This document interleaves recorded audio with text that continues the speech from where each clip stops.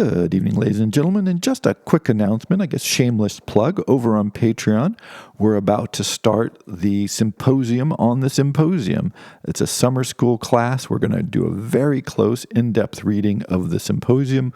We're going to have a dialogue. We're going to have maybe some tests. I'm going to give some quizzes just to sort of see what's coming up and what people are thinking about different aspects that we encounter.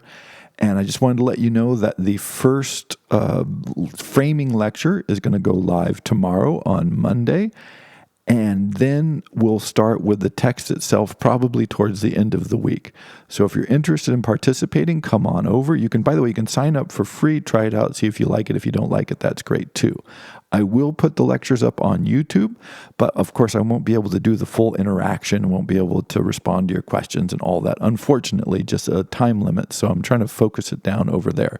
So if you're interested, this is a chance, grab a copy of the Symposium, head on over to Patreon, and we're going to get rolling here very quickly. So if you've ever thought, wow, this summer I'd really like to read the Symposium rather than go to the beach and drink margaritas for some reason, here's your chance. So thank you very much.